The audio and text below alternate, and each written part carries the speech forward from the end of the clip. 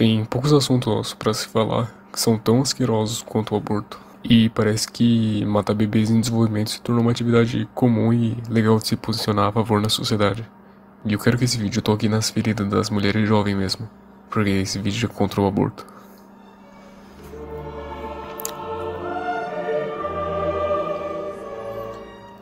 Olha, você pode ver a questão do aborto de duas formas: eticamente e moralmente.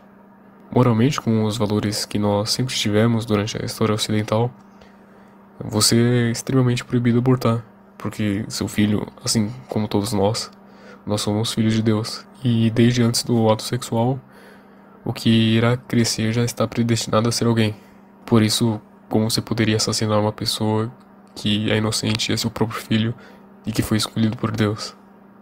É incabível. E você pode me dizer, mas não é algo que eu acredito. E eu digo que não me importo nem um pouco. E então na nossa sociedade você nunca teria motivos justificáveis para abortar. E os degenerados podem argumentar, mas em caso de estupro. E o meu ponto continua o mesmo. O que o feto tem de culpa para ser assassinado? Isso de alguma forma faria esquecer da situação triste que aconteceu? Ouvintes, as pessoas que desejam um aborto livre pouco se importam com as vítimas de estupro. Porque se de fato elas se importassem, elas iriam lutar para um julgamento mais sério do estuprador, do criminoso, não do inocente. Dessa forma, resolvendo o problema pela raiz. Mas esses servos do capeta só querem uma coisa de fato: o hedonismo. Para eles, abortar não é uma medida para evitar problemas de saúde, como eles argumentam. É apenas mais um mero meio de anticoncepcional, entende? E eu vou mostrar mais pra frente que até os casos de aborto por estupro são raros na sociedade. Ou seja, eles querem utilizar de exceções para não resolver o problema, para no fim obter seu fim maligno. Agora, em caso, e excepcionalmente nesse caso, que é a gravidez por estupro em uma criança que de fato não vai conseguir lidar com a gravidez, aí sim pode se gerar um debate moral. Afinal, é melhor você salvar a criança, né, que já tá um pouco maior, do que arriscar a vida dela, pois a alma do feto já vai estar com Deus, é uma totalmente inocente. E eu digo arriscar quando os médicos de fato descartam a possibilidade de não haver problemas, ou seja, de fato não seria possível sem arriscar a vida da criança. E quando as pessoas falam que podem justificar de não ter condição, é falácia. Você pode simplesmente deixar para doação que uma família vai querer cuidar. E são bastante famílias em fila porque não tem criança para eles adotarem. Porém, se você for um ateuzinho, mas contra o aborto, você pelo menos tem alguma vergonha na cara, tu provavelmente vai ficar com a parte ética materialista, onde vê o filho na forma de embrião como algo que de jeito nenhum pode ser morto, porque é um humano separado da mãe e está em apenas um dos diversos estágios de ser um humano. Se você olhar pela ética, você provavelmente vai concordar com Aristóteles com o conceito de potenciato. Para Aristóteles, o embrião tem potencial, ou seja, ele tem capacidade de crescer, de ter uma vida, independente do momento. Seja no momento mais recente, onde o espermatozoide se liga ao óvulo, ou nos últimos momentos da gestação. E o ato, no conceito de Aristóteles, é adquirir o vigor dentro do útero de uma mulher. Por isso, você impedir o nascimento seria como impedir um adolescente de entrar em sua mocidade, por motivos qualquer. Assim como é o aborto. Eles inventam qualquer motivo para fazer o assassinato de criança. O problema da visão ética é que você vai encontrar nos debates uma subjetividade sobre o que é uma vida. Eles argumentam que a vida só pode ser considerada vida depois de 1 ou 2 meses de desenvolvimento. Agora outros podem argumentar que, por falta de autoconsciência, não tem como ser considerado como uma vida. Essa subjetividade vai cada vez mais banalizando o ser humano, o tornando descartável. Para a moral cristã, a alma do ser já está com ele, no momento em que um homem e uma mulher tiveram relações sexuais. E ele é um ser prometido, abençoado por Deus. E não há como você julgar o conceito da vida somente por um estágio da vida. O engraçado é que talvez você não saiba, ouvinte, mas até Santo Agostinho acreditava nisso, de considerar a vida só a partir do segundo mês. Porque ele seguia as ideias de Aristóteles. Porém, houve a mudança desse conceito na época, né, pela igreja, pois o conceito era helênico, pelos gregos, e não cristão. O grande problema é que a juventude não tem mais religião, não tem mais Jesus Cristo como um Senhor Salvador. A vida da modernidade é o materialismo. Esse é o Deus da modernidade. É viver com as verdades da Terra, não com o transcendente. Não há mais metafísica. Apenas o que é tangível e palpável, que são coisas passageiras, frívolas e deterioráveis. O jovem vive exclusivamente por viver. Não há fim com significado, não há importância maior, não há responsabilidades nem justiça. Não há algo que os faça tentar ser melhor ou serem justos, apenas o que trazer o maior prazer para eles. Ouvintes, eu sei que vocês são espertos, mas vocês podem querer saber das estatísticas. E bom, segundo o Banco de Dados Nacional, mantido pelo Ministério da Saúde, quem diria, tem dados. Então, abre aspas. De 1996 a 2018, no país inteiro foram registrados um total de 38.919 óbitos maternos. Destes, 1.896 foram em decorrência de aborto, o que dá uma média de 87 mortes por ano.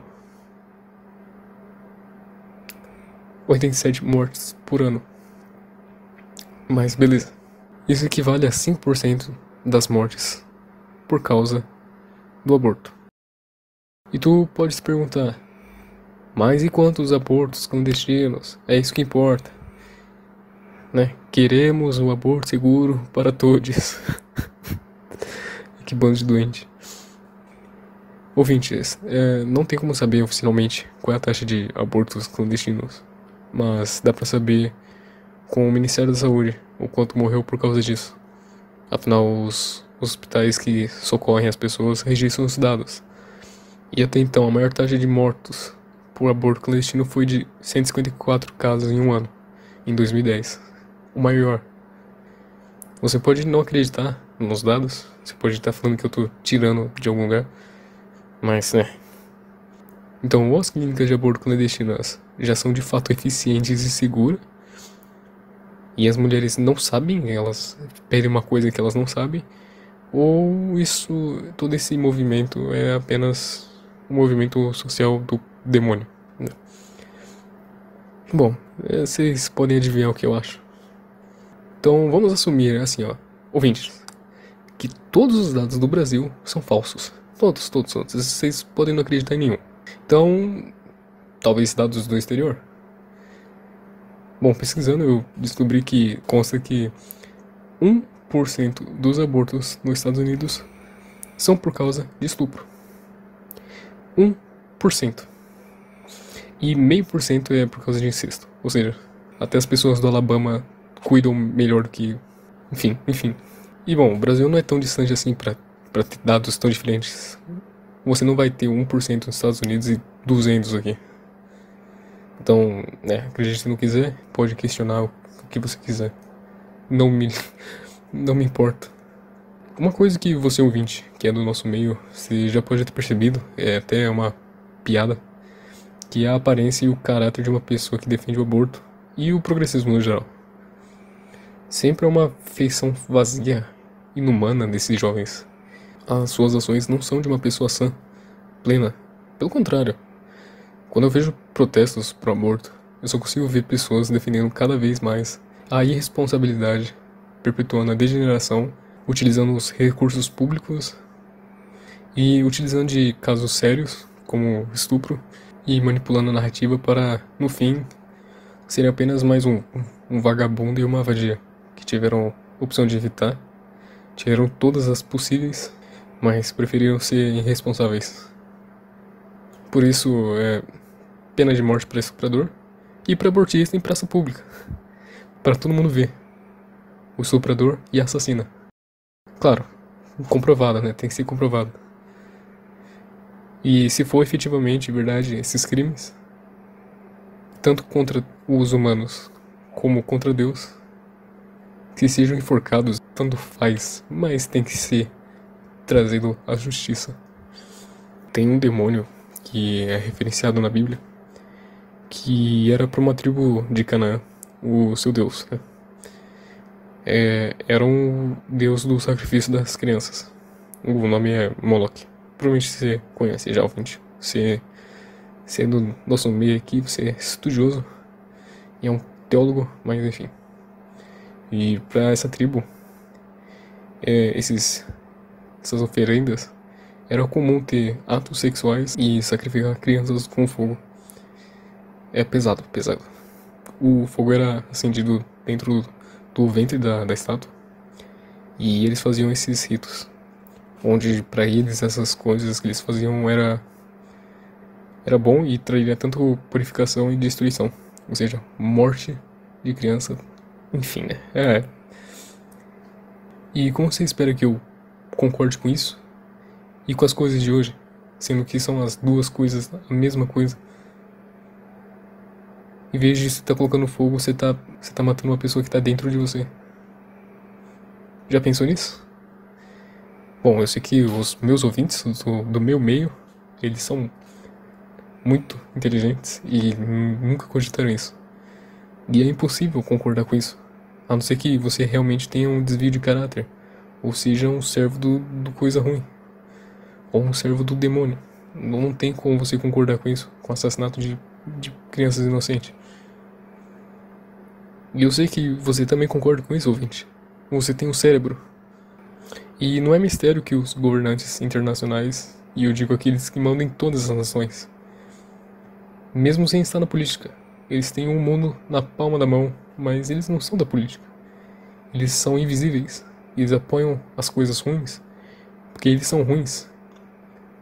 Mas eles não são perceptíveis. Eles querem o aborto e outros progressismos no mundo.